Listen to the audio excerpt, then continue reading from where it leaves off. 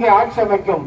அதுதான் ஒரு மிகப்பெரிய வலுவான ஒரு கூட்டணியாக இன்று மகாராஷ்டிரா, பீகார் என்று ஒவ்வொரு மாநிலமாக அவர்கள் சரி செய்து மிகப்பெரிய வலிமையான ஒரு கூட்டணியாக அமைந்து கொண்டிருக்கின்றது. இந்தியாவுடைய இளம் தலைவர், நம்முடைய காங்கிரஸ் பேரவையினுடைய முன்னோடி தலைவர்கள் ஒருவரான இந்தியாவின் நம்பிக்கை நட்சத்திரம் நம்முடைய அன்புக்குரிய சகோதரர் ராகுல் காந்தி தான் அங்கே பிரதமராக பொறுப்பேற்க வேண்டும். அதுதான் தமிழகத்திற்கும் சரி, இந்த தேசத்துக்கும் சரி, எல்லா வகையிலும் ஒரு நன்மை தரக்கூடியதா இருக்கும். பாரதிய ஜனதா கட்சியில் ஒருத்தர் தேர்தலில் போட்டியிடுகிறார், மின்பிரிவு உரிமையாளர். அவர் இன்று தலைப்பு செய்ய 520 கோடிக்கு மேல் அங்கே சிட்பண்டில் இருந்து ஊழல் செய்து வந்து விட்டார் என்று சொல்கின்றார்கள்.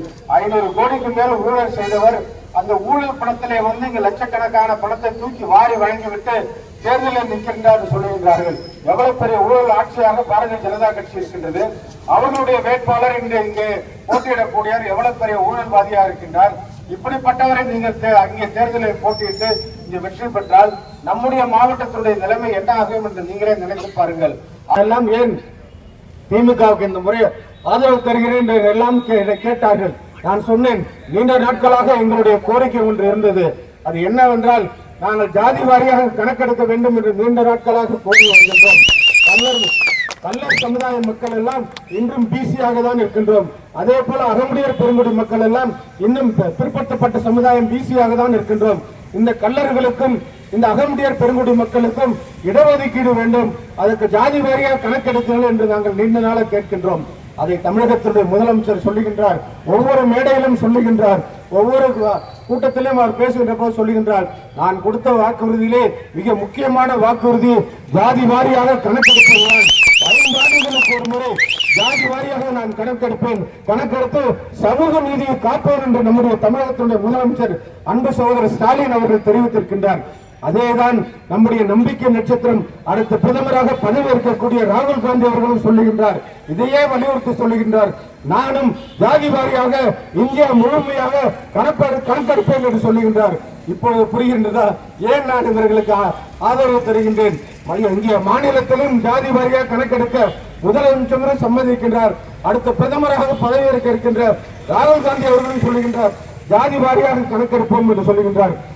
2000ற்கு மேற்பட்ட நம்முடைய இளைஞர்கள் மீது போடப்பட்டுள்ள அது ராமநாதபுரம், சிவகங்கை, ராமநாதபுரம் பகுதி மாவட்டங்களில் இருக்கக்கூடிய அந்த ஜாதி கலவர வழக்குகளால் என்னுடைய வேண்டுகோளை ஏற்று அன்று கலைஞர் அந்த வழக்குகள் எல்லாமே அரசாங்கம் அந்த வழக்குகளை தள்ளுபடி செய்து விட்டது.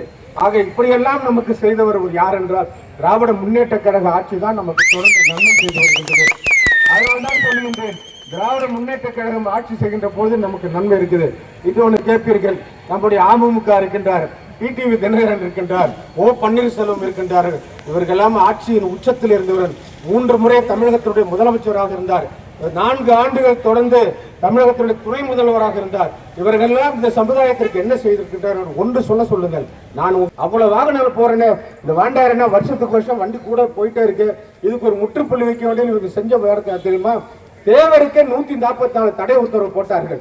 தேவருக்கு யார் 144 தடை உத்தரவு போட்டார்? ஜெயலலிதா போட்டார்கள். ஜெயலலிதா அம்மையாரிடம் இவருக்கு போய் சொல்லணும்ல, ஏமா தேவரையா என்னமா தப்பு பண்ணாரு, அவருக்கு போய் 144 தடை உத்தரவு போட்டிருக்கீங்களா, இந்த தடை உத்தரவு நீக்குங்க என்று ஓபிஎஸ் சொல்லணும்ல, டிடிவி தினகரன் சொல்லணும்ல, சசிகலா அம்மையார் சொல்லணும்ல. இவங்கெல்லாம் சொன்னாருங்களா? இந்த பூமியிலே மாமன்னர் மருது பாண்டியருக்கு சிலை இல்லை, அந்த சிலையை நான் அமைத்து கொடுக்கின்றேன், என்னோட நீங்கள் முழு ஒத்துழைப்பு கொடுங்கள். மாமன்னர் மருது பாண்டியர்களுக்கு இதே இடத்திலே நீங்கள் அற்புதமான சிலையை, மிகப்பெரிய சிலையை அமைத்து காட்டுகின்றோம். தெய்வீக திருமண் பசுமன் தேவரையாக்கும் சிலை அமைத்து காட்டுகின்றேன். இந்த ஒரு முறை என்னுடைய வேண்டுகோளை ஏற்று யார் பேசும் கேட்காமல் இந்த கை சின்னத்துக்கு போட்டியிடுகிறார்கள் அன்பு சகோதரர் கார்த்திக் சிதம்பரம் அவர்களுக்கு உங்களுடைய பொன்னான வாக்குகளை கை சின்னத்தை அளித்து வாக்களித்து வெற்றி பெற செய்யுங்கள். இந்த